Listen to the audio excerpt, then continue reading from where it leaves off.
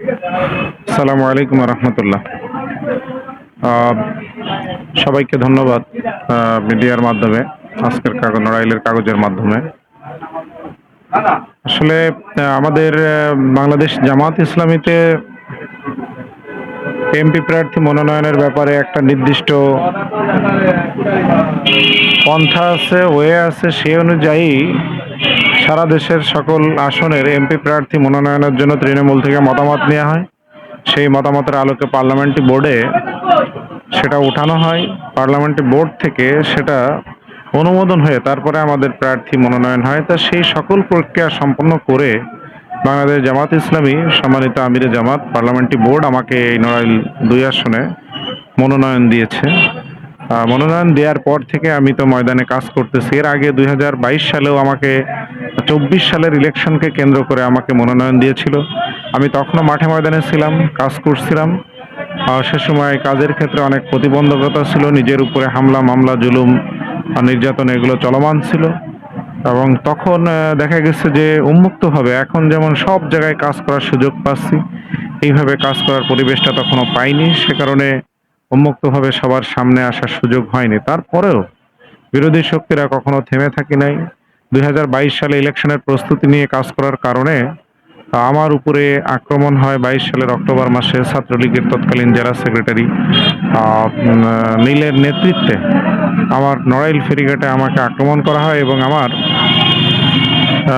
সারা গা তখন রক্তাক্ত হয়ে জামা কাপড় সব ছিঁড়ে, পাঞ্জাবি ছিঁড়ে একাকার হয়ে যায়। রক্তাক্ত শরীর নিয়ে আমি সেখান থেকে জনতা উদ্ধার করে আমাকে নিরাপদ আশ্রয়ে রেখে আসে। এরপরে তখন তো আর ইলেকশন করা গেল না। 24 সালে ইলেকশনের অবস্থাটা কি এটা আপনাদের সামনে পরিষ্কার। এরপরে আবার নতুন করে 5 আগস্টের দেশের এই পরিবর্তনের পরে পরিবর্তিত বাংলাদেশে সংগঠন নির্বাচনের জন্য প্রস্তুতি যখন গ্রহণ করলো, তখন আমাকে আবার নড়াইল 2 আসনে মনোনয়ন দিল আগামী ইলেকশনের জন্য। সেভাবে আমি তখন থেকে আবার মাঠ ময়দানে ব্যাপক হারে গণসংযোগ করছি, হাটে ঘাটে মাঠে বাজারে সব জায়গায় যাচ্ছি। ইতিমধ্যে আমার সেন্টারের 20টা ইউনিয়ন, 2টা পৌরসভা, 198টা ওয়ার্ড আছে, 147টা ভোট কেন্দ্র আছে। আলহামদুলিল্লাহ আমি কমপক্ষে একবার, যেখানে ইতিমধ্যে যাই না, মানে কমপক্ষে একবার হলেও সেখানে গিয়েছি। কোনো কোনো সেন্টার এরিয়ায়, গ্রামে, ওয়ার্ডে একাধিকবার আমার সেখানে যাওয়া হয়েছে। তো মানুষের সকল কথাগুলো শোনা বোঝা, এটা আমি খুব সিরিয়াসলি আমি অনুধাবন করেছি এবং সেগুলোর মাধ্যমে মানুষের সমস্যা কি সেটা আমি জানতে চেয়েছি, বুঝতে চেয়েছি। সেগুলো সমাধানের জন্য আগামী দিনে আমি কাজ করার ব্যাপারে পরিকল্পনা গ্রহণ করছি। এই মুহূর্তে আমি যেটা ভাবছি, নড়াইল 2 আসনের মানুষের জন্য যে বিষয়গুলো সবচেয়ে বেশি জরুরি, যে মানুষগুলো অনেক শান্তিপ্রিয়, সাধারণ জনগণ তারা একটু শান্তিতে থাকতে চায়। সেভাবেই তারা চায় যে আমার নিজের গাটির খেয়ে নিজের টাকা খরচ করে কষ্ট করে সংসার চালাবো, এ নিয়ে আমার কোনো দুঃখ নাই। কিন্তু অন্তত দিন শেষে যেন ঠান্ডা মাথায় নিজ ঘরে মাথা দিয়ে একটু ঘুমাতে পারি। মানুষের চাওয়া পাওয়াটা অধিকাংশ ক্ষেত্রে তাই। কারণ আমাদের নড়াইলটি সেই সামাজিক দ্বন্দ্ব, ভিলেজ পলিটিক্সের মাধ্যমে আজ বসবাসের অনুপযোগী হয়ে উঠছে।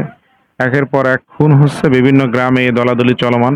আমার মেইন টার্গেট যে মানুষের জনমনে স্বস্তি ফিরিয়ে আনা। সেক্ষেত্রে স্বস্তি ফেরার জন্য যে সামাজিক দ্বন্দ্বগুলো আগে নিরসন করা দরকার, সে ব্যাপারে আমি একটা পরিকল্পনা গ্রহণ করেছি। 2, আমাদের জন্য এখানে বড় আরেকটি সমস্যা মাদক। যেহেতু নড়াইল এমন একটি রুট যে সীমান্ত থেকে মাদক এই রুট দিয়ে, যে এটা দীর্ঘ পথ অতিক্রম করে তারা রাজধানী সহ দেশের অন্যান্য প্রান্তে এটা পৌঁছে দেয়। মাদকের রুট হওয়ার কারণে সেখানেও দেখা গেছে যে আমাদের যুব সমাজ মাদকে আসক্ত হয়ে পড়ছে।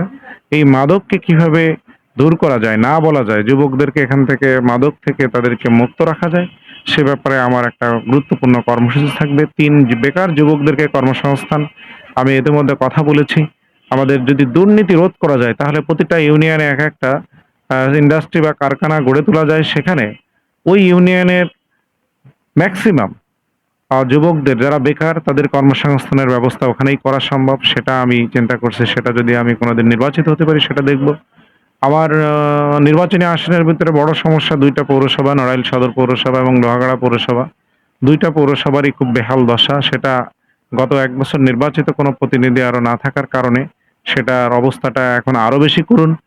আর জলাবদ্ধতা এটা নিত্যসঙ্গী 2 পৌরসভার মানুষের জন্য। সেই জলাবদ্ধতার বিষয়টা আমি সিরিয়াসলি মাথায় নিয়ে সামনে আগাচ্ছি যে এটা কিভাবে জলাবদ্ধতা থেকে মানুষকে মুক্ত করা যায়। আবার নির্বাচনী আসনের আরেকটি গুরুত্বপূর্ণ সমস্যা হলো এখানে নদী ভাঙ্গন কবলিত এলাকা আছে অনেক। কয়েকটি নদীর দ্বারা প্রবাহমান কয়েকটি নদী, সেসব নদীর পাড়ে যেসব জনবসতি আছে সেগুলো প্রায়ই ভাঙ্গনের শিকার হয়। এই নদী ভাঙ্গন রোধ করা এটা একটা বড় চ্যালেঞ্জ। ইতোমধ্যে আমি আমার জায়গা থেকে বিভিন্ন জায়গায় কথাবার্তা বলে অফিসে সংশ্লিষ্ট কর্তৃপক্ষের সাথে আলোচনা করে অনেক নদী ভাঙ্গন এলাকায় সেখানে বালুর বস্তা, ব্লক এগুলো ফেলানোর জন্য ব্যবস্থা গ্রহণ করেছি। আলহামদুলিল্লাহ সে কাজ এখনো চলমান। আরো অনেকগুলো নদী ভাঙ্গন কবলিত এলাকা আমি পরিদর্শন করেছি। সেগুলো সংশ্লিষ্ট কর্তৃপক্ষের সাথে কথা হয়েছে। আশা রাখি আগামী দিনে সেগুলো আশ্বস্ত করছে তারা যে এগুলোরও কার্যক্রম অতি দ্রুত তারা শুরু করবে সবকিছু দেখে শুনে। তো এখন এই কাজগুলো যদি আমরা যথাযথভাবে নড়াইল ২ আসনে করতে পারি, আমার বিশ্বাস যে আসনের মানুষের মনের যে আশা আকাঙ্ক্ষা সেটা পূরণ করা সম্ভব হবে। সে আলোকে আমি কাজ করে যাচ্ছি। ব্যাপক হারে গণসংযোগ করছি। সব জায়গা থেকে সাড়া পাচ্ছি। মানুষ একটাই কথা বলছে যে, "আমরা তো জীবনে অনেক কিছু দেখেছি। বারবার আমরা বিভিন্ন জনের কাছে যে আশায় বুক বেঁধেছি কিন্তু আমরা বারবার আশাহত হয়েছি। তা আমরা এবার একটু ভিন্ন কিছু দেখতে চাই।" এই যে মানুষের সাধারণ জনতার একটা রব, এটাই আমার মনে হয় যে আমার নির্বাচনী বৈতরণী পার করার ক্ষেত্রে এটা সবচেয়ে গুরুত্বপূর্ণ ভূমিকা রাখবে। আর আমরা ইতিমধ্যে আমাদের সাংগঠনিক প্রস্তুতি সব সম্পন্ন হয়েছে। আমাদের মজবুত সেন্টার কমিটি গঠন করা হয়েছে। সেখানে আমাদের সেন্টার কমিটিতে ৫১ সদস্য থেকে শুরু করে আরো ভোটারের অবস্থা বিবেচনায় সেই সদস্য সংখ্যা আরো বিভিন্ন জায়গায় বাড়ানো হয়েছে। আর প্রতিটা সেন্টারে আমাদের শ্রমিক, যুবক, ওলামা, পেশাজীবীদেরকে নিয়ে আলাদা, আলাদা টিম গঠন করা হয়েছে। আমাদের বোনদের একটা বড় শক্তিশালী টিম প্রত্যেক সেন্টারে গঠন করা হয়েছে যারা সবচেয়ে গুরুত্বপূর্ণ ভূমিকা রাখছে নির্বাচনী মাঠে। আমি আশা করি আগামী দিনে সুষ্ঠু সুন্দরভাবে যদি একটা নির্বাচন অনুষ্ঠিত হয় এবং সেই নির্বাচনে নড়াইলের জনগণ অবশ্যই, অবশ্যই দাঁড়িপাল্লার পক্ষে ভূমিকা রাখবে এবং আগামী দিন এখানে আমরা যে নির্বাচিত হয়ে জনগণের সেবায় নিজেদেরকে নিয়োজিত রাখতে পারবো এই আশাবাদ ব্যক্ত করে সকলকে ধন্যবাদ জানিয়ে আমার কথা শেষ করছি। আসসালামু আলাইকুম।